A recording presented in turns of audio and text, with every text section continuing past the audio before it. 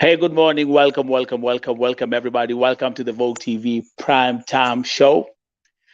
Welcome to the Vogue TV Prime Time Show. This is the Rauka na Vogue TV Breakfast Show. Karibuni, whatever you're watching from. Remember, this broadcast is live streaming on 6 platforms concurrently, which also includes Vogue TV YouTube channel, the Nelson Mike Podcast YouTube channel, the KNL Facebook page, my private page on Facebook, and on Twitter at Vo Television. Karibu, depending on where you're watching from. But because we use Kenya as our standard time for the broadcasts, kwa hivyo ndio nasema Rauka na Vo TV Breakfast Show. Welcome. I'm going to give you guys just some time to tune in. Karibuni. Take your time. Yes, I can see some folks already. They're already tuned in on Facebook. Twende kazi, those who are watching. Thank you. Ukiingia hapa, unasema una watch ukiwa wapi? Uko mtaa gani? What's going on? It's, as you start this week. So this is usually my chilled out broadcast after a long day. Okay, huku ni saa 6 za usiku, but again, since I use the Kenyan time as the standard time for the broadcast, kwa hivyo sasa tunasema Rauka na Vo TV Breakfast Show. Now, just to mention a couple of things, we have a very interesting program that I have for this coming week. Got some special guests who are going to be coming in here. I'm going to be having some new stories that also are going to be covered here this week. So, and remember, Vo TV primetime shows are now live streaming 24 hours a day. Okay, so 24 hours a day, live streaming here on Vo TV, here on Vo TV network. Karibu, wherever you are. One thing that I want us to look into, as I give you guys time to come in. There's one thing I want us to look at today on today's broadcast, and I'm going to actually make this thing smaller. Let me change this thing ndio muone vizuri. Actually, that's even better. Perfect. Welcome, Rael. There's one story that I've been having last week. Tumekuwa na historia ya Anita, and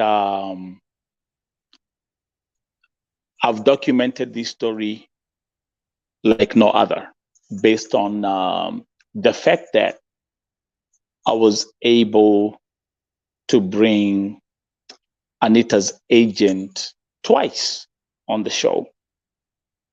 Okay, Grace MUTHUMA amekuja hapa mara mbili.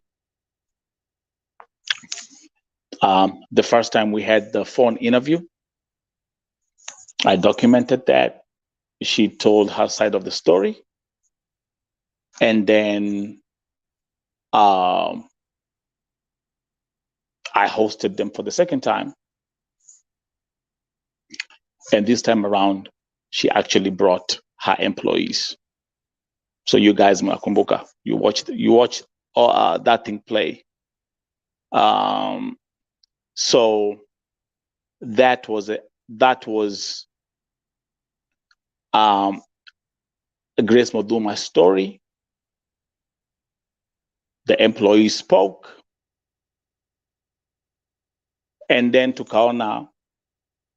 Remember, even when I was having the employees, I had, everything is on public record. That's a good. The way I documenting everything is on public record, so nobody can say, "Oh, this fact was twisted" or "this fact was twisted." So, when we had that broadcast on Friday, remember, that they even, at the end of the broadcast, nikiongea na her employees, alisema vile DCI wamekuja, and we saw that on camera, and then the interview was ended abruptly.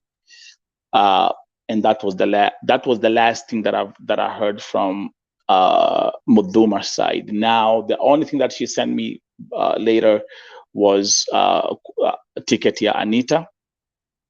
There's a ticket that I received, again, which was additional content to the story. Now, let's get things clear. I was supposed to have Anita, I think on Thursday or Friday. I tried to organize with someone on the ground. That did not work out, but again, nilikuwa naelewa, ashafika nyumbani. That was the most important thing, and there was so much that she has to adjust to and cope with after, yale ambayo amepitia Saudi Arabia. The lady that has been taking care of Anita, and actually she's doing an amazing job, is Deborah. So Deborah amekuwa akidocument story ya Anita vizuri sana, and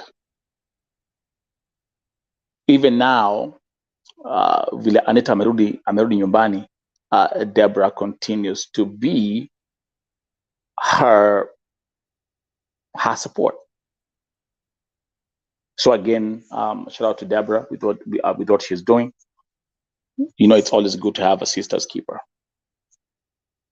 Me, I'm here to document and present the facts from both sides.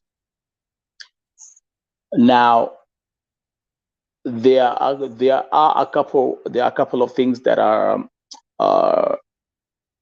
don't seem to add up, and we're gonna dive into that as well.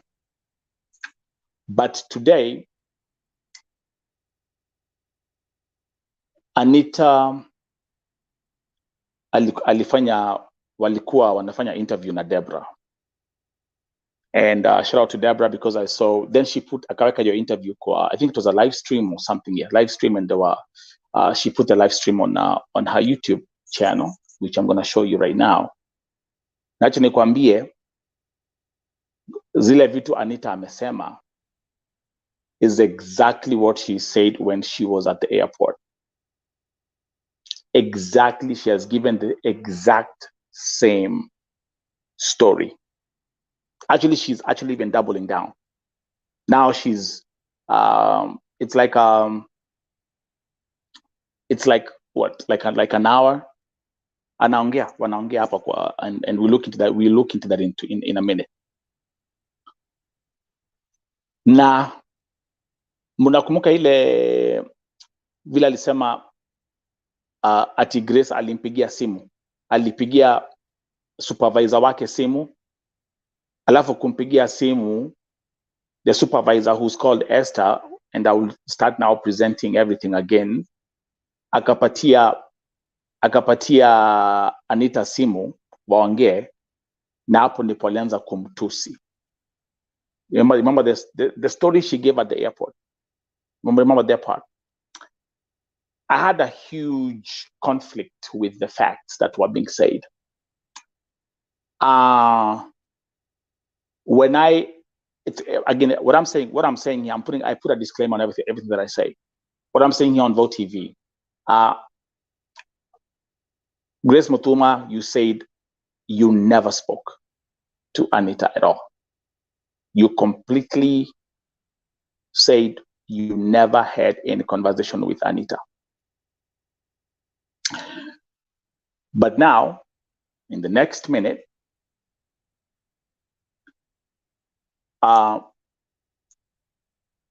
you will see exactly vile Anita anatuexplainia what happened, what went down.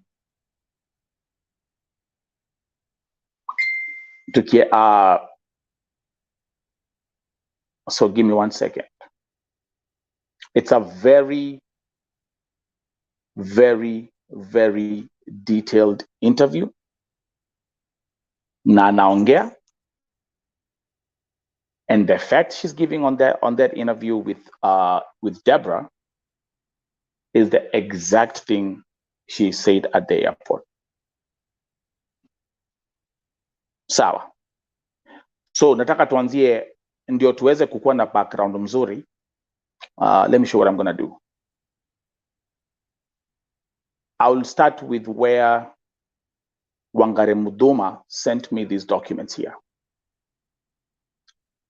So what I'm going to do is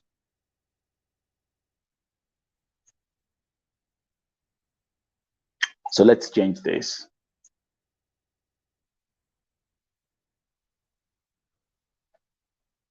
We'll start from here. Let me show you. We'll start from here.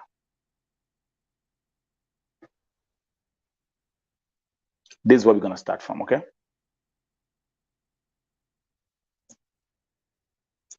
So I'll start by again, hizi ni vitu ambazo nilionyesha. And Grace Muthuma, you know that I showed this, and I even showed these things when we had the interview together. Okay. This is exactly where we will show. Tutaanzia hapa. And these were the videos and pictures that Grace Muthuma sent me. Let me make this bigger. So let's play the first video kwanza.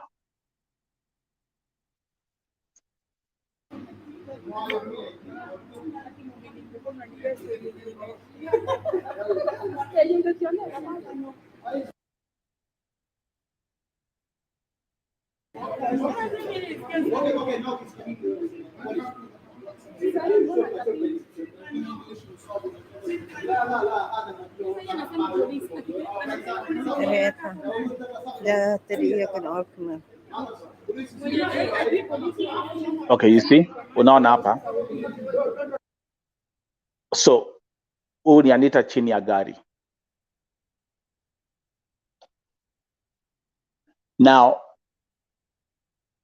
this is the part where baada ya kukataa the second time after kukosa, there was something wrong with her check-in. And you'll hear what Anita will tell us for your interview. So they did not let her board the plane. Na hapa alikuwa anavutana na watu wa ofisi kwa sababu they said she has to go back to the office. Na hakuwataka kurudi kwa ofisi kwa sababu she was afraid ataenda kuchapwa. Remember that whole story about kuchapwa, and we'll look into it again. So hapa ndipo alikataa kuingia kwa gari. You see her wheelchair is here, right? So alikataa kuingia kwa gari kabisa, and she even went underneath the car right here. So we will hear that story. So this is where I want us to start, so that we can compare the facts. So again, I come here. I want to show the pictures. So this was what was sent to Vote TV by Grace Muthuma. Again, there you go. Kiatu yake iko hapa. She's holding there. Hata kuingia kwa gari. Okay. More pictures. Same thing. Okay. There she is. And this is where she said she won't ataingia kwa gari. She wants to be taken to the embassy. Okay. So these will help you understand the background of this story. Tukianza kuwatch interview Anita, which I'm going to present in a minute. Okay, tuko pamoja. So that's where we are, right here. That's where we are. Now, let's dive into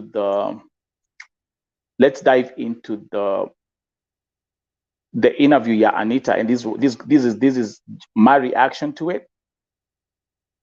If you have anything to say, you can comment as we watch.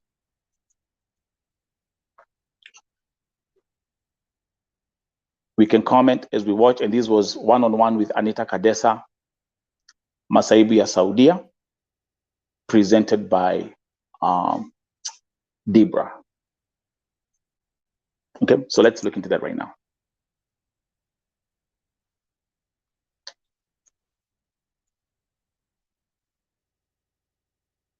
Give me 1 second.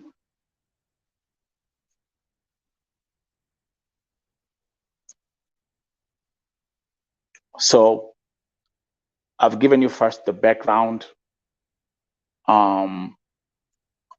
with the pictures. Na wale ambao wamekuwa wakifollow history hapa on Vote TV, na wale ambao tumekuwa tukiambiwa, you will be able to follow up and catch up with what's going on once you watch this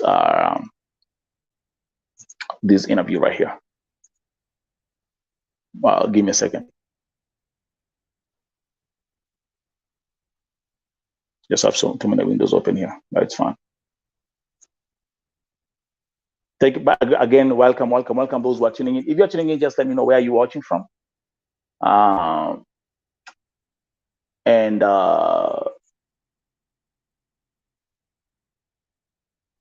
okay, I just have to change my setup here. Okay, I see what's going on.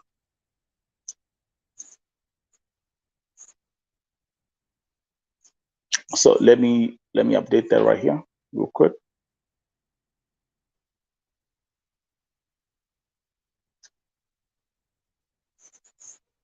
And again, this is going to be, oh, okay, I see I'm going to the wrong one, but it's fine. So let me change my settings here, and then we'll proceed. Omondi, welcome, karibu, welcome to Vote TV. Rauka na Vote TV breakfast show. Karibu.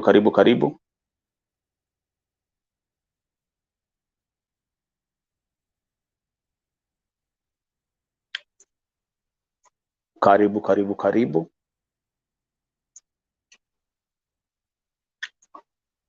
Tunasema Anita alikuwa analia. Yeah, I want to make sure that I get the right one, because I think zilikuwa mbili. So I just want to make sure that I have the right one.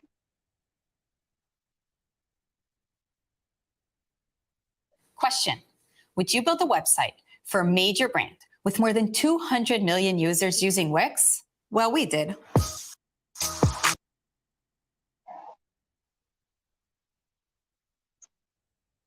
Yeah, this should be the right one. Tunasema Anita alikuwa analia hapo juu anataka alipwe. So nilitaka tu ajieleze. Juu mimi nimelala hapa, I came here yesterday. Nimelala hapa, amenieleza, nimeona vile ana operate, kulialia usiku yote, hizo malama bado nilikuwa najaribu kumkanda hii miguu. Hajatembea. Wow. By the way. So alikuwa ameenda kutafutia mtoto wake, sasa hivi sana amerudi na yeye sasa ndiye anatumia hizo pampers kama mtoto wake. Sasa wamekuwa watu wawili wenye wanahitaji special needs. Let's watch na this. Anita alikuwa vizuri akiwa hapa Kenya, alienda pale akapigwa na security man ndio alimuumiza hivyo. Na ikiwa una watch hii video, unaweza tag mtu anaitwa Alfred Mutua, ndio tulikuwa tumefika. Unaita Alfred Mutua, #Alfred Mutua, saidia Anita, #Alfred Mutua, tuone kama mnyonge anaweza pata haki. Na nilikuwa nimeambia watu hatutaki kulia. Anita amerudi akiwa mzima. Mlimuona vile alikuwa pale ICU. Watu wakaanza kusema haikuwa ICU, ni uongo, alikuwa na pretend. Is okay. Mwenye anasema hivyo, hiyo ni shida yake, na hiyo bado itakupata. So wow. Tumefika mahali tulikuwa tunaona kama unaweza kuwa na kitu kidogo usaidia Anita aende hospitali. Alikuwa anatibiwa ugonjwa yenye hakuwa anaugua. Anita alipigwa, akaumia, akapelekwa hospitali, akaanza kutibiwa kifafa. So amekuwa hizi dawa zote amekuwa kidungwa ni za mtu wa kifafa. Na nimeona kuna jamaa kwa mtandao anasema Anita alidungwa shindano za kugandisha miguu. So unashangaa ni daktari mgani anashare akisema alidungwa shindano za kugandisha miguu na siku 4 ndio atembee. Na amegonjeka karibu the whole month.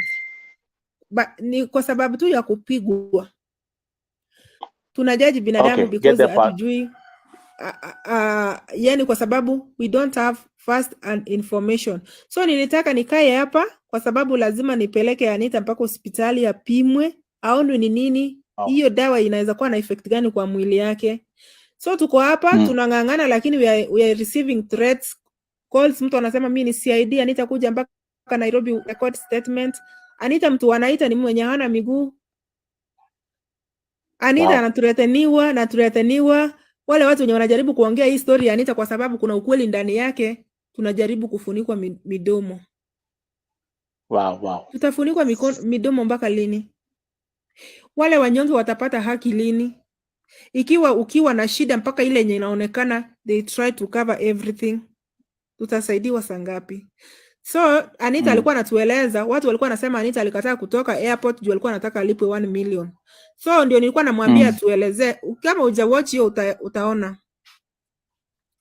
Yeah, so that is something that, so as we proceed, the few things ambazo Deborah mentioned hapa ni vitu ambazo pia tuliambiwa hapo on Vote TV. Mambo za kudungwa sindano ya miguu, hiyo ilikuwa ni Mbogwa, you say that right here, it's on camera. Na mambo za Anita was demanding $1 million, that was said by Grace Muthuma on public record here at Vote TV. Okay, so I wanna make sure that is very clear, that's very clear. Anasema Deborah, ni aje jana nilikuwa stara sikufuatia story ya Anita, kumbe ulifaulu kumfikia Anita. May God bless you Anita, umesalimiwa. So niliambia Anita tuelezee, kwa sababu watu wanasema Anita alikuwa anakataa kutoka airport juu alikuwa anataka kulipa 1 million, ndio alikuwa amefika hapo kutuelezea tiketi yake ya pili kuliendaje. So kutoka hapo ndio tulikuachia kwa tiketi ya pili. Anita, unaweza endelea na usilie. Wewe nilikwambia mambo ya kulia tuachane, iliishia pale Saudi Arabia. Tuko hapa nyumbani na tunakupenda na watu wako karibu wako tayari kusimama na wewe. Meanwhile, mnaweza niwekea #Alfred Mutua. Alfred Mutua, iteni Alfred Mutua kabisa. Anita anaweza kupata haki yake kwa sababu yeye pia ni tegemeo kwa familia yake. So tuambie hiyo tiketi ya pili. Okay, here we go. Tiketi ya pili. Umefika kwa tiketi ya airport, sasa wamekusindikiza Nissan 2. Nissan 2. So hiyo ticket ikapelekwa pale, wakaipitia, wakasema hiyo ticket haiko, medical report haiko approved. Itakuwa approved after 72 hours. Sasa hao wenye walikuwa kwa Nissan ya pili, hapo ndio nikaona watu wamejaa ma supervisors, na mimi niliondoka na supervisors 2 wa Kenya na wa Philippines. Na driver na mimi na shemeji yangu. Ambapo tuko watu wangapi? 5 kwa gari moja. Gari ya pili ndio ilishuka na Wakenya sasa, na hao Waarabu. Wakakuja pale airport wakajaa. Sasa mimi roho ikaanza kupiga, hao watu wamejaa tena, leo sindauliwa juu tiketi ya pili imekanzoliwa. Na ile tiketi ya kwanza tena nilipigwa juu imekanzoliwa. So nikauliza huyu shemeji yangu, sasa nitafanya aje kama tiketi ya pili imekanzoliwa? Nitafanya aje? Mimi ndarudi tena kwa hiyo kampuni kweli? Shemeji yangu akaniambia hapana, tutulie tuone ni nini kitaendelea. Maybe wataelewana na tuende. So nilikuwa niko nalia, nasema sasa hii imekanzoliwa nitafanya aje? Tukakaa pale, nikaona Waarabu wakizunguka na hizo makaratasi na hao watu huko ndani wakizunguka. Dakika ya mwisho wakasukuma wheelchair. Nikawauliza, mnanirudisha tena wapi? Na tuko airport, nafaa niende nyumbani. Nikawaambia mimi siendi, kama tunarudi nyinyi kwa kampuni mjue mimi siendi. Saa hii imekuwa too much. Nataka mniambie kwa nini tukifika hapa medical reports ndio zinaleta shida. Kitu yenye iko munitoe hapa straight mpaka embassy. Niende nijielezee embassy ya Kenya shida yenye niko nayo na ni kwa nini sisafiri. Embassy nielewa kwa nini mimi sisafirishwi kwa nchi yangu na niko mgonjwa. So wakati walinisukuma kwa wheelchair mpaka hadi kwa gari kufika pale, kulikuwa na kiposti hivi. Nikakishika, nikakikatalia. Nikawaambia hapa mtanitoa. Hapa nitakaa hapa mpaka 72 hours ziishe. Ndio mimi nirudi mnipeleke Kenya. But kwa ofisi sirudi. Ama mnipeleke embassy. Mimi sirudi kwa kampuni. Mnirudisha, mniache kwa airport mpaka 72 hours ziishe, ama mnipeleke straight mpaka embassy isikie kilio changu. Maana nimekosa mtu wa kueleza shida yangu anielewe. Nipelekeni embassy. maana hao nitaongea nao Kiswahili na waelewe ni nini ninapitia. Hapo kwa kampuni huyo mwanaume akaanza kuchukua video akisema, now we have evidence, you are going to send to your agent Kenya, then agent Kenya will supply these videos in YouTube, everyone will know that you don't want to go in your country. Mimi nikawajibu nikawambia, you are lying because you cannot send the video in my country when you are threatening me that I don't want to go back to my country and you are still in airport. Nikamwambia, uzuri hizi video mnazichukua tuko ndani ya airport. Kwa nini hamu kuzichukulia tukiwa ndani ya check-in, mmekuja kuzichukulia hapa kwa parking area? Mimi nikawambia, siendi na nyinyi, chukueni video, mkimaliza tumeni kwa mitandao yote watu wajue sijasafiri, lakini mjue mimi tu Anita ndio niko na evidence ya kwamba ni kwa nini si kuenda Kenya. Tumeni, lakini nikifika Kenya mimi mwenyewe nitajieleza, watu wanieleze, mtu hata nisemea. Nyinyi mtajisema na video, lakini mimi nitajisema kwa mdomo wangu. Mimi sikukataa kwenda Kenya. Hizo video mnaona. Já pediram para você enviar coisas para o Brasil? Okay. So after that part, vitamina, relógio, acessórios. Eu sei que. And let's continue. Hizo video mnaona zikisambaa mitandaoni ati ya kwamba mimi si kwenda Kenya. Mimi walikuwa nanivuruta, ma supervisors. Mwingine anashika mguu, mwingine mkono, mwingine kichwa, wanataka kuniingiza ndani ya gari kwa nguvu. Wanirudishe kwa ofisi. Lakini mimi nilishika kichuma ya gari, nikakatalia kichuma ya gari, nikawaambia hapa sitoki.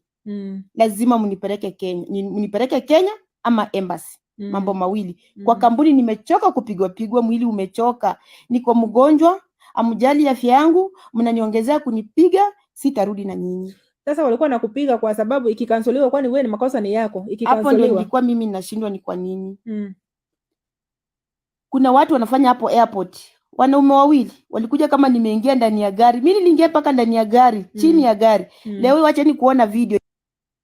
Okay, so now that part mumeona, eh? So now going back to what the videos ambazo Wangari Muthuma alinitumia, and the videos and the pictures. So that's where we started. So now to all the viewers, piece this thing together as we proceed. Ni mimi mwenyewe ninaongea sasa. Niliingia ndani ya gari, nikakwama ndani ya chini ya mvunguni mwa gari. Nikawaambia, sasa chukueni kamera vizuri, mkishamaliza mnipeleke embassy. Lakini mimi siendi na nyinyi. So wewe ulikuwa unakataa urudi kwa ofisi? Si ati ulikuwa unakataa unataka 1 million? Mimi nilikuwa nakataa kuenda kwa ofisi juu ya kupigwa. Nilikuwa nataka nipelekwe wapi? Embassy. Mimi nilikataa kwenda na ofisi. Haja yangu ilikuwa niende embassy ifuatilie tiketi zangu, kwa nini zinakataliwa? Hiyo ndilikuwa haki yangu ya kwenda embassy. Juu nimeenda airport mara 2 nakataliwa. So hii ya 3 itakuwa aje? Si mimi nitakuwa nimekufa. That's why nilikuwa nadai haki yangu kutoka kwa embassy ya Kenya, inishughulikie tiketi nirudishe kwa country yangu. Oh, kwa hivyo mwisho ulipelekwa embassy sasa. Sasa ndio nawaleta hapo kwa embassy, ndio baadaye wanaume wawili walijitokeza, wawili wakakuja wanisaidie kutoka hapo ndani nini.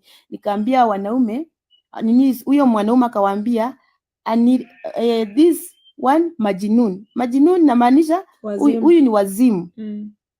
Huyu ni mwenda wazimu, hamtaelewana na yeye. Hapo wanaambia wao watu wa Kiarabu nikiwa hapo ndani ya gari. Na mimi naye nikaambia wanaume ana mafi majinun. Basi majinun inta tahat majinun. Basi fok mafi majinun. Koyes. Kwa Kiswahili kwa nawaambia hivi, mimi ni majinuni kutokea hapa kwa kiuno kurudi chini kwa sababu mimi sitembei. Lakini kutokea kwa kiuno kupanda juu, mimi si mwenda wazimu. Kwa hivyo mpaka mdomo inafanya kazi. Nikawaambia mimi mdomo wangu inafanya kazi kabisa, mimi si mwenda wazimu. Ndio wao wanaume kanuza, wao nataka aje? Nikawaambia ambia watu wanipeleke embassy. Mimi sitaki kwenda kwa nini? Kwa kampuni.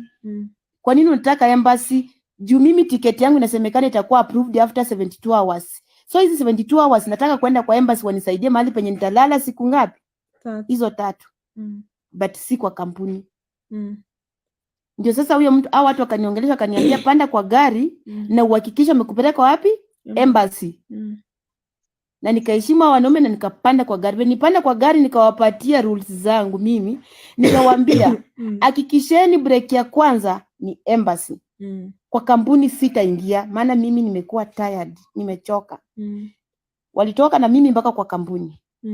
Pamoja na hao supervisor na hao watu ziozo ni sani mbili. Kufika kwa kampuni wakaingia huko ndani sijui waliongea nini, wakarudi wakatoka na gari. Wakaanza kunitisha tunakupeleka deportation, uende ukakae deportation huko na huko utapewa chakula kwa deportation, utakaa na mimi nikawaambia hata kama sitapewa chakula, sitapewa nini, lakini nataka nifike embassy. Waende wanisaidie jinsi nitakavyoenda kwa nchi yangu. Wakazunguka na mimi hapo hivyo deportation na karibu 2 hours. Wakiwa wanataka mimi niwapatie ripoti ya mwisho nirudi wapi? Kwa kampuni.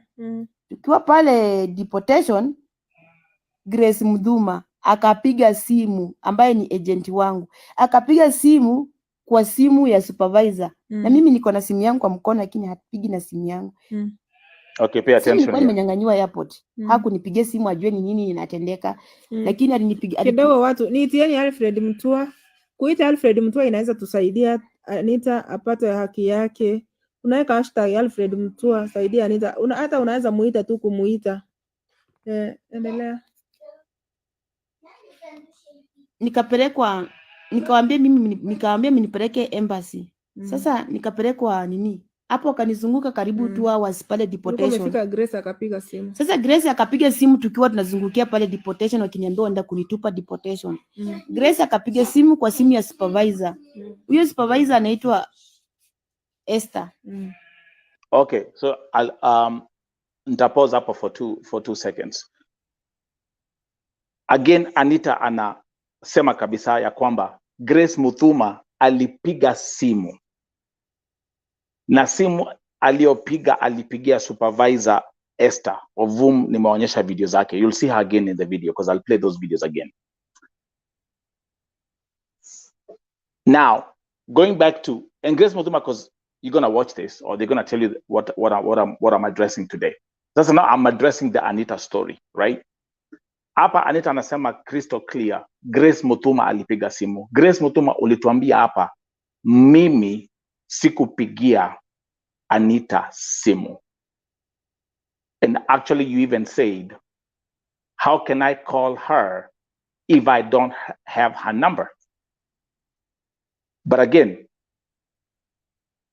simu ulipigia the supervisor ambaye ni Esther. Let's proceed. Mimi sijui jina lake la pili. But anaitwa Esther na ni Mkikuyu. Akapiga kwa simu ya Esther.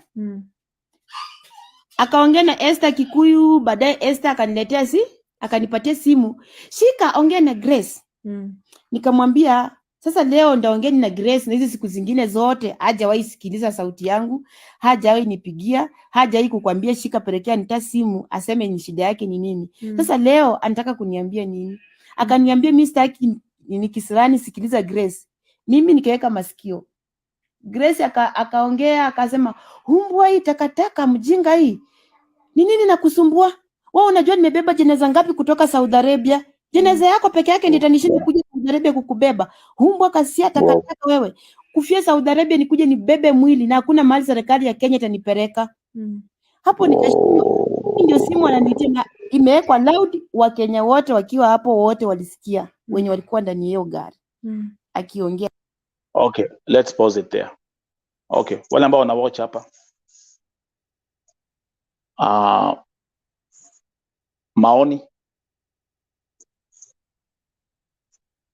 yenyu. So Anita is exactly doubling down on her statement at the airport. Who made the phone call?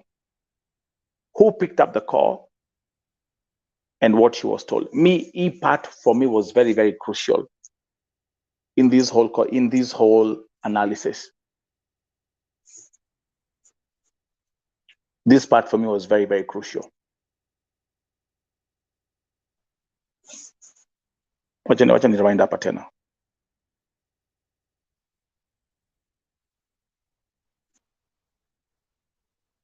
Hey, ni nini nakusumbua? Wewe unajua nimebeba jeneza ngapi kutoka Saudi Arabia? Jeneza yako peke. Grace akapiga simu kwa simu ya supervisor. Huyo supervisor anaitwa Esther. Mimi sijui jina lake la pili.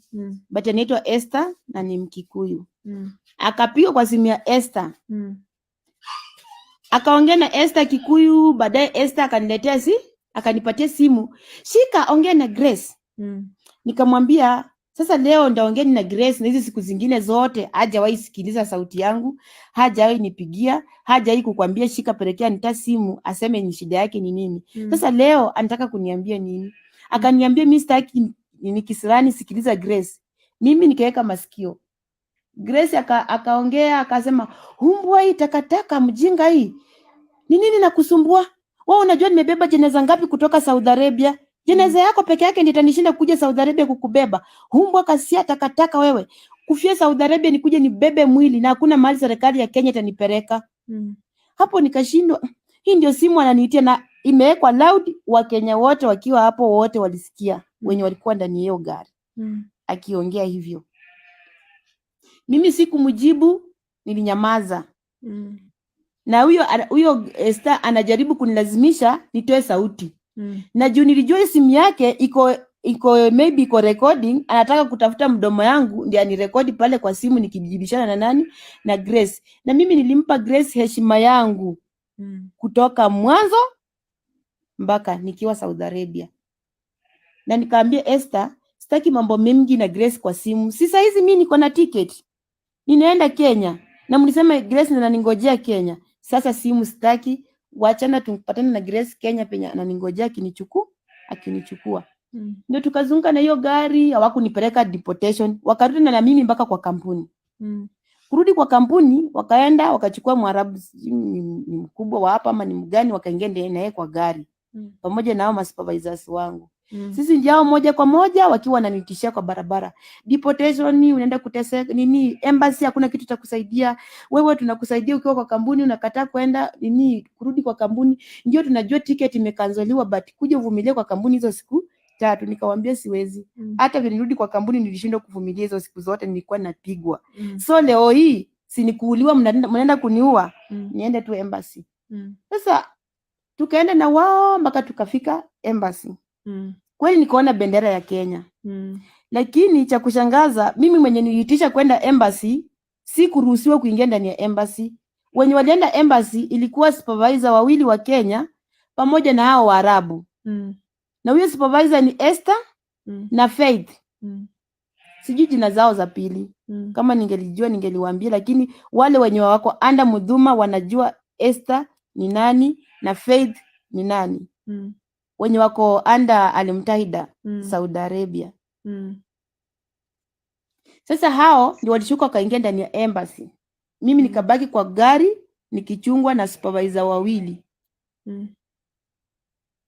Supervisor wawili, mmoja ni wa medical na huyu mwingine ni mwenye anasaidia kupeleka wasichana wakipelekwa kwa customers.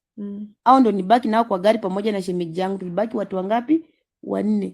Hao wengine wote wakaingia ndani ya embassy. Ofisi ya embassy. Anita, wewe ndio ulikuwa unataka ujieleze huko kwa embassy. Yeah. So, thank you very much again. Welcome to Vote TV Primetime Show. And nimekuja kupresent this again is an interview that Deborah posted on her YouTube page. You'll have a look at it to watch the whole. I think it's 57 minutes. And there are so many things ambazo Anita ameongea kwa hii interview. Esther, I've seen your comment watching on Facebook, on my Facebook page. Thank you very much. Mimi, I want to go back here. This for me is where I'm putting everything, I'm piecing everything together. The phone call. The phone call. Grace MUTHUMA said on this platform twice, she never made any phone call.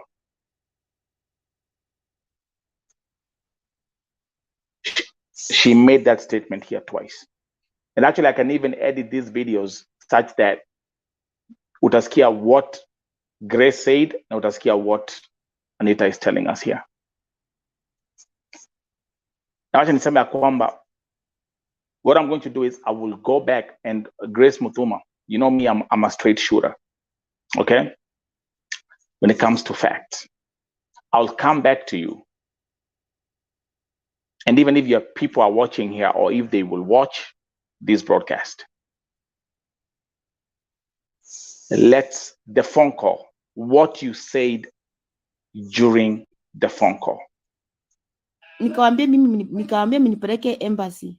Sasa nikapelekwa nini? Hapo akanizunguka karibu 2 hours pale deportation. Grace akapiga simu. Sasa Grace akapiga simu tukiwa tunazungukia pale deportation, wakiniambia wanda kunitupa deportation. Grace akapiga simu kwa simu ya supervisor. Huyo supervisor anaitwa Esther. Mimi sijui jina lake la pili. But anaitwa Esther na ni Mkikuyu. Akapiga kwa simu ya Esther. Akaongea na Esther Kikuyu, baadaye Esther akaniletea akanipatia simu. Shika ongea na Grace. Nikamwambia sasa leo ndaongea na Grace, na hizi siku zingine zote hajawahi sikiliza sauti yangu, hajawahi nipigia, hajawahi kukwambia shika pelekea Anita simu aseme ni shida yake ni nini. Sasa leo anataka kuniambia nini? Akaniambia mimi sitaki ni Kisirani, sikiliza Grace.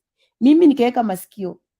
Grace akaongea akasema, "Humbwa hii takataka mjinga hii. Ni nini nakusumbua? Wewe unajua nimebeba jeneza ngapi kutoka Saudi Arabia? Jeneza yako peke yake ndio itanishinda kuja Saudi Arabia kukubeba. Humbwa kasia takataka wewe. Kufia Saudi Arabia nikuje nibebe mwili na hakuna mahali serikali ya Kenya itanipeleka." That statement for me is very disturbing. And I'm going to actually hapo ndipo kwanza nitapause kwanza. Ile video ambaye ya Anita akiwa kwa airport baada ya kupokelewa airport. This is exactly the same thing she said.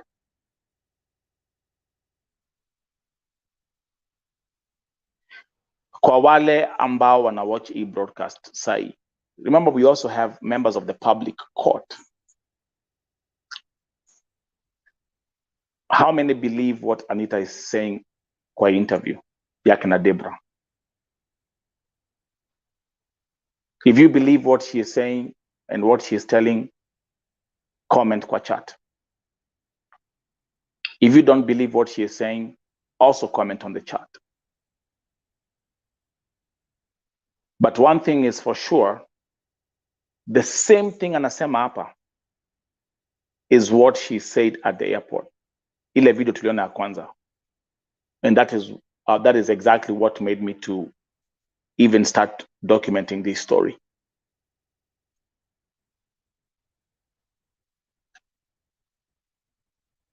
Again, wale ambao wanawatch hapa, how many believe that statement?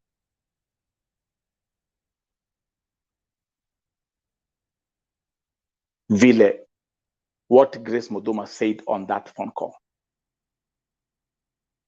Wadaya Waruguru, thank you. Hi, Nelson. God bless you for what you're doing while reaching those who are suffering in Saudi Arabia.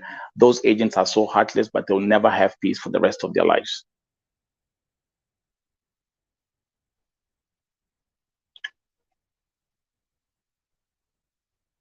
Paris, I've seen your comment. This is what happens. Our embassy never gets the full information. Esther Halima, I've seen your comment on Facebook. Guys, keep on watching. I'm asking you a question.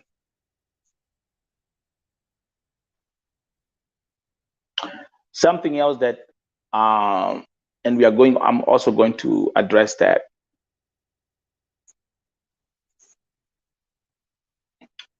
Esther Halima watching on Facebook. Anita anasimulia yaliyomfanyikia Saudia. Anaongea bila wasiwasi na uchungu. Maybe you mean awe mpole.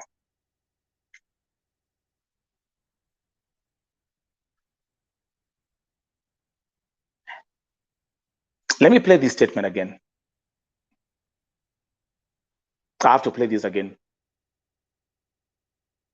Mambo za kukufia Saudia kuja kuchukua maiti Saudia.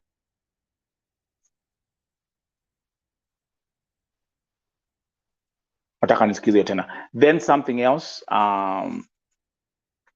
watu wamekuwa wakithreateniwa. Debra amesema hapa ya kwamba watu wamekuwa wakithreateniwa, and I will also touch on that as well. Grace Muthuma, you said on record you're taking Anita to court. That was public. So the good thing about the way I'm documenting the story, story, there's no at members that I heard these ama nilisikia. Hapana, everything is on public record. Everything which I'm presenting here is on public record. There's no I heard or nilisikia ama oh nini. I don't work like that. This is Vote TV. So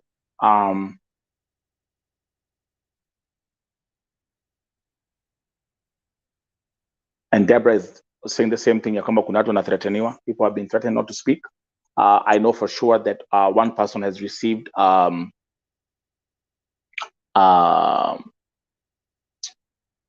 we call the deceased document from MUTHUMA International Agency lawyers, which I will also show you guys here today. I have all that information on the back end.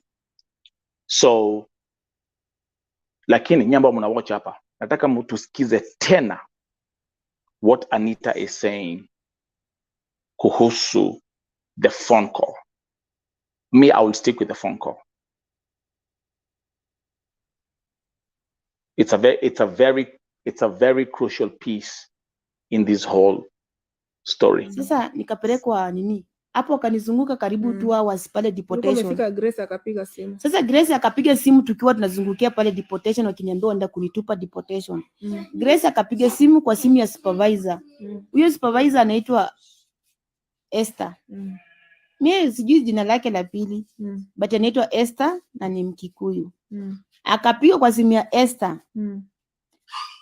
Akaongea na Esther Kikuyu, baadaye Esther akaniletea akanipatia simu. Shika ongea na Grace. Nikamwambia sasa leo ndaongea na Grace, na hizo siku zingine zote hajawahi sikiliza sauti yangu, hajawahi nipigia, hajawahi kukwambia shika pelekea Anita simu aseme ni shida yake ni nini. Sasa leo anataka kuniambia nini? Akaniambia mimi sitaki nikisirani, sikiliza Grace. Mimi nikaweka masikio. Grace akaongea akasema, "Humbwa hii takataka mjinga hii. Ni nini nakusumbua? Wewe unajua nimebeba jeneza ngapi kutoka Saudi Arabia? Jeneza yako peke yake ndio itanishinda kuja Saudi Arabia kukubeba. Humbwa kasia takataka wewe. Kufia Saudi Arabia nikuje nibebe mwili na hakuna mahali serikali ya Kenya itanipeleka." Hapo nikashindwa. Hii ndio simu ananiitia na imewekwa loud, wa Kenya wote wakiwa hapo wote walisikia, wenye walikuwa ndani hiyo gari.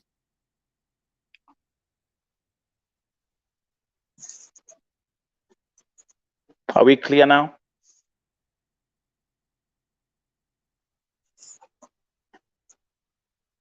Again, Tabauliza, because I've seen people are reacting on my Facebook page as well.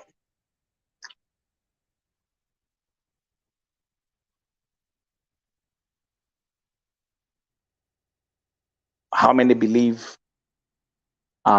what Anita is saying in this interview? And how many don't believe what she's saying? And how does this make you feel in general? The fact anasema vile alisema nitakuja kuchukua mwili maiti yako Saudia na hakuna pahali serikali itanipeleka. That for me is a very disturbing statement. To those who are watching here.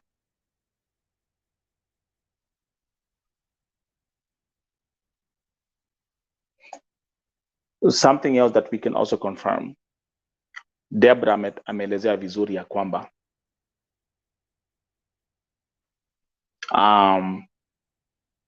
Anita bado ni mgonjwa. At the beginning of the interview, anatuelezea vile ana massage miguu. Tuelezea kwamba she's still wearing pampers. And she's a mother because remember mtoto wa, if I'm not wrong, pia nimeambia kwamba mtoto wa Anita ni mlemavu. So let's go back here because there's something I want us to go back to.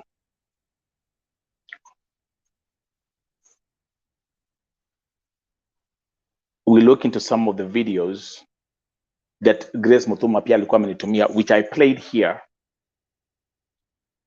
Her supervisors wakielezea part of what happened. And again, like I say, everything I put my legal disclaimer in there. Everything is on public record. I'm not giving you anything which is a hearsay. I'm presenting all the facts as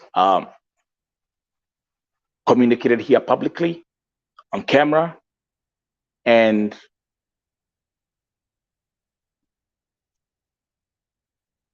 the world has seen it. Dunia mzima imeona. So,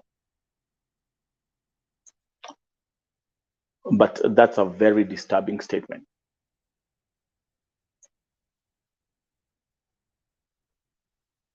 That statement is a very disturbing statement. And by the way, I'm gonna also make it crystal clear why I'm saying it's a disturbing statement in general. Kumbuka niko na cases mingi sana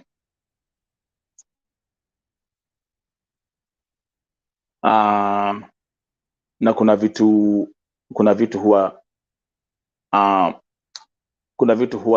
naambiwa na watu vile agency nasema, vile wanaambiwa na ofisi.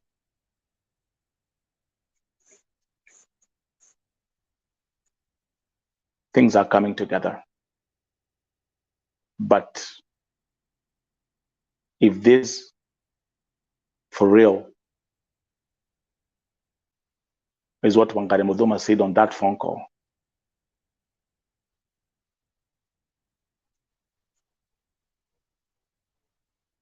if that's what she said,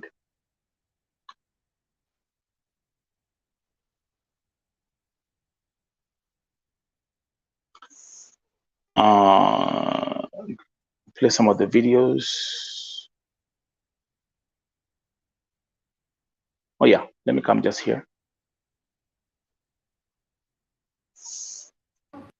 I'll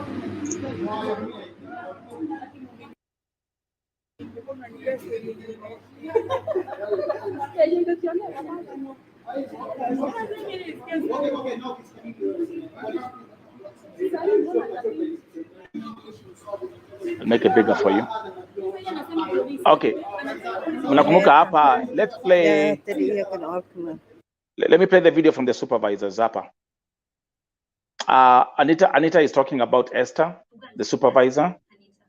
To me, what I can say that it's better to be true when you come up with anything. Because concerning with supervisors for the other alarm trader, they have worked with that girl really. Because we found that there is even medicine she's supposed to take at night, maybe at 6 in the morning. Is it right for that supervisor to wake up and take care of that description? Because she's under medication. So to me, what I can see is that maybe if she has another story, maybe different, she can just upload it, but not to say that she just need an help. Yeah. And also for the TikTokers, I think Mbogwa was here. The medical report. The reason as to why she was not walking is because the medications that she was taking due to her condition, the injections were done on her thighs, so they were numb. She's not walking because she was beaten up. She's not walking because her legs were numb. And there's that 6. Umesikia your part, eh? Are we now clear? So, vile nasema on the other hand, kwa sababu Mbogwa is saying on camera, what they said was miguu zilikuwa numb kwa sababu ya sindano zile ambazo alikuwa amedungwa. Lakini in reality, in what Anita's side of the story is, that's exactly alichapwa That one we know there was a situation, there was a fight, whatever transpired. So now are you, this is how you break down a story. This is how you break down a case when you're analyzing facts. Okay? This is how you do it. Now, by the way, the videos all easy. All this was sent to me by Grace Muthuma. First to come here and pick it up with the lawyer so that she could be paid, but Anita doesn't want to come. Now, there was a bad booking made for those TikTokers. I'm sure you know the fees of the flight tickets. So Anita has gone far as 3 booking tickets. Now she arrived in Kenya yesterday. Oh, wait, that's part 5. I wanna play the part 4. Moja kidogo. Let's play part 4. To go and see that, Anita. Okay, right here. Okay, let's play this one right here. Watch. That it's better to be true when you come up with anything. Because concerning with supervision, supervisors for the other alarm trader, they have worked with that girl really. Because we found that there is even medicine she's supposed to take at night, maybe at 6 in the morning. Is it right for that supervisor to wake up and take care of that description? Because she's under medication. So to me, what I can see is that maybe if she has another story, maybe different, she can just upload it, but not to say that she just need an help. Yeah. And also for the TikTokers, I think you should tell Anita to send you the medical report. The reason as to why she was not walking is because the medications that she was taking due to her condition, the injections were done on her thighs, so they were numb. She's not walking because she was beaten up. She's not walking because her legs were numb. And as at 6th October, the report from Asta Sanad Hospital said that once she reaches Kenya and continues with her medication for at least 4 days, she will be able to walk. Now, on her second flight, she was booked a second flight and she was walking. But when she reached the airport again, she said that she wants to go back to embassy. So my question to Anita is, why are you walking at some point, and then when you see a crowd, you start claiming that you are crippled and you want people to feel pity for you? Anita, be real. You are walking, and you are not crippled. Your legs were not functioning because they were numb due to the medication you were taking. Can you be clear on that? Stop saying that you are crippled. No, you are not. The other one is that I was saying Anita has been booked 3 flights, but she doesn't want to come because she has claims that she will be paid at the Saudi embassy, of which that is not true. For those who know the insurance protocol, there's no way you can make a claim to an insurance company in a foreign country. She was advised to come here. Okay, so this is how you break down a story. And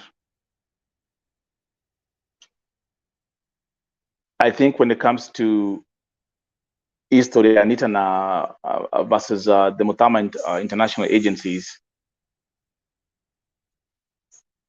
here at Vote TV, I'm going to say I've seen enough.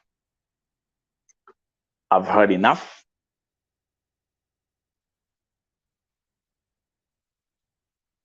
I see some loopholes.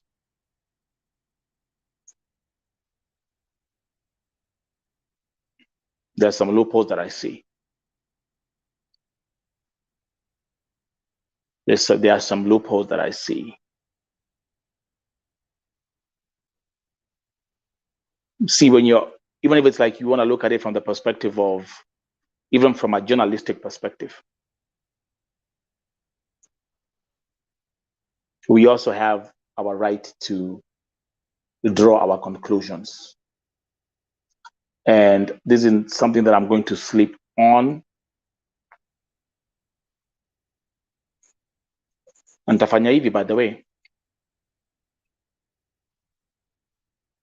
Nitafanya hivi. And there's a reason why I'm playing this thing over and over again.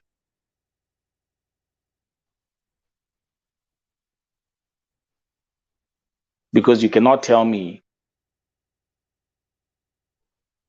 based on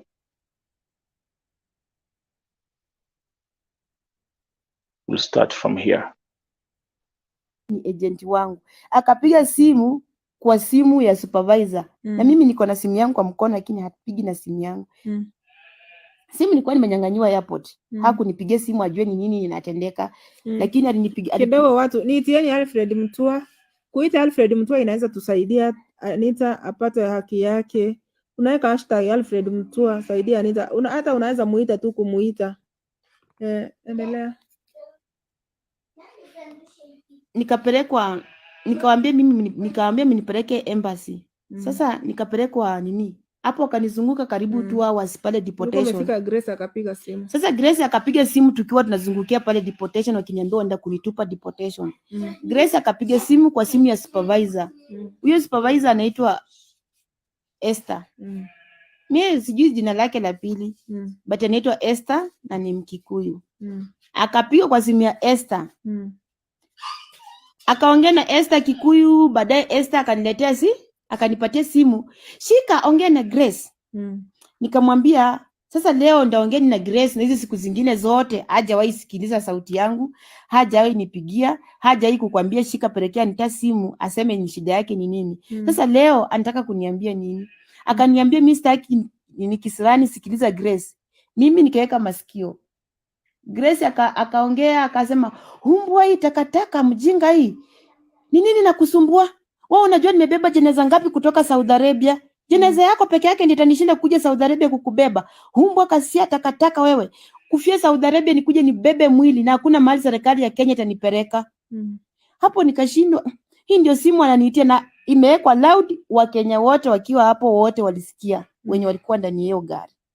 Akiongea hivyo. Mimi sikumjibu, nilinyamaza. Na huyo Esther anajaribu kunilazimisha nitoe sauti. Na juu nilijua simu yake maybe iko recording, anataka kutafuta mdomo yangu ndio anirekodi pale kwa simu nikijibishana na nani? Na Grace. Na mimi nilimpa Grace heshima yangu kutoka mwanzo mpaka nikiwa Saudi Arabia. Na nikaambia Esther, sitaki mambo mengi na Grace kwa simu. Si saa hizi mimi niko na ticket.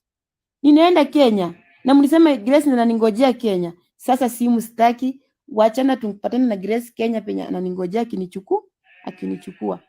Ndio tukazunguka na hiyo gari, hawakunipeleka deportation. That part. Now there's something I want to say. There's something I want to say about vile Anita anaongea even on this kwa hii segment. She's exactly saying the same thing. Ukicheza ile video ya airport. Now what she's saying here kwa interview yake na Deborah, she's saying the exact same thing. You know what happens? You know,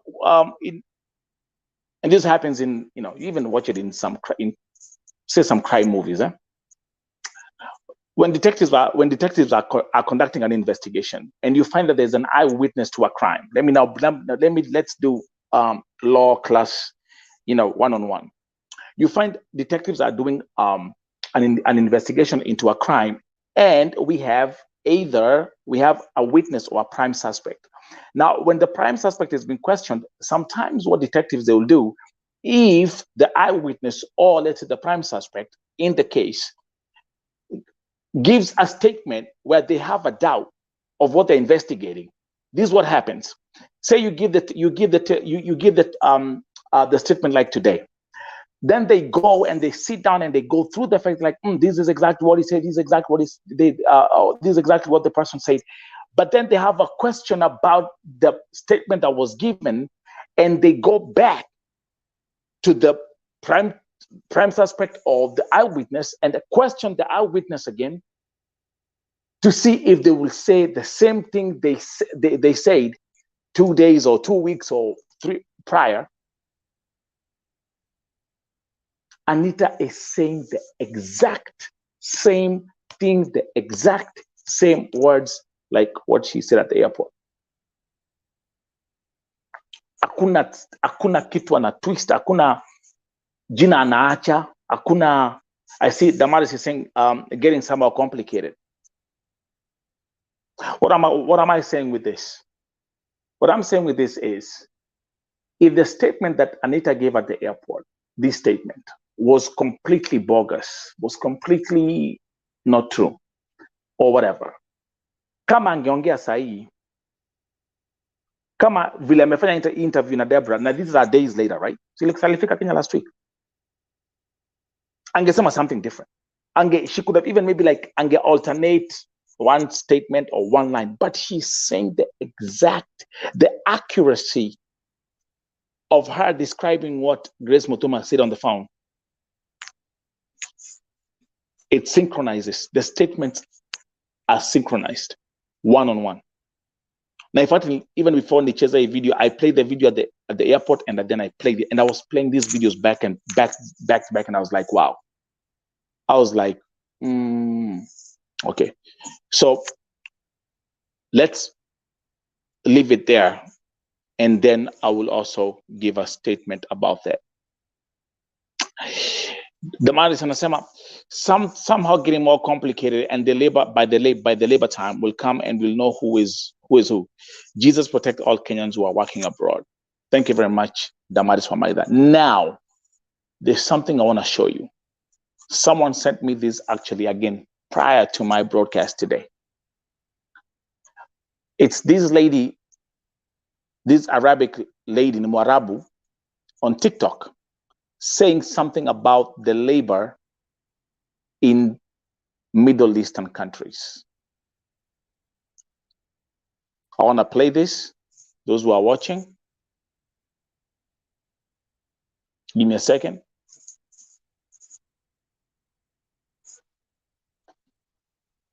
Make this baby small. Come over here. It's a TikTok account that is called Hijabi Fit, and I wanna play this video.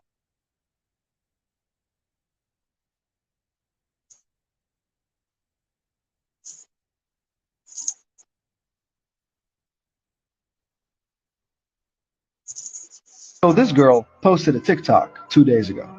And she's right. Part 2 of the modern day slavery that's going on in the Gulf countries such as Dubai, Qatar, UAE. Arab Gulf countries treat their migrant worker worse than animals. In fact, the government refuses to establish the minimum worker, and there isn't even a borough where they can file complaint. There are legitimate proof with evidence. The Guardian, Wall Street Journal, New York Times, there is many proof with evidence. Do not try to deny anything right now. And also, Gulf countries, you guys support Israel. No wonder. You guys are also actually supporting Saudi to bomb Yemen, killing millions of children. There is nothing good you guys are doing over there. Just because you live in the UAE, stop lying about everything. Expose the truth, the fact your country is messed up, your people are messed up. They don't even follow Islam, and they abuse everything and everyone. May Allah punish everyone who have oppressed other while being in power. Ameen. So this girl posted a TikTok 2 days ago. And she's right. Part 2 of the modern day slavery that's going on in the Gulf countries such as Dubai, Qatar, UAE. Arab Gulf countries treat their migrant worker worse than animals. In fact, the government refuses. Yeah. Are you following this now? Are you following this? And someone, actually, the person who sent me this this clip is actually a journalist, and he was like, Nelson, I know you're dealing with cases of oppression in the Middle East, and I would like you to watch this. Again, thoughts in the comment, please. To establish the minimum worker, and there isn't even a borough where they can file complaint. There are legitimate proof with evidence. The Guardian, Wall Street Journal, New York Times, there is many proof with evidence. Do not try to deny anything right now. And also, Gulf countries, you guys support Israel. No wonder. You guys are also actually supporting Saudi to bomb Yemen, killing millions of children. There is nothing good you guys are doing over there. Just because you live in the UAE, stop lying about everything. Expose the truth, the fact your country is messed up, your people are messed up. They don't even follow Islam, and they abuse everything and everyone. May Allah punish everyone who have oppressed other while being in power. Ameen. Okay, That's a very, very bold statement. Now, there's one thing actually that I checked quickly, and this is coming from this comment here. There's someone saying France, in a couple of cities, banned showing the World Cup of Qatar in protest against death of migrant workers. Germany is doing the same. How many people are watching from Germany and France? That France, they've banned showing World Cup of Qatar in protest against death of migrant workers. Germany is doing the same. I never knew that. So I wanted to show that as the last piece to today's broadcast of VoTV, Raukana VoTV breakfast show.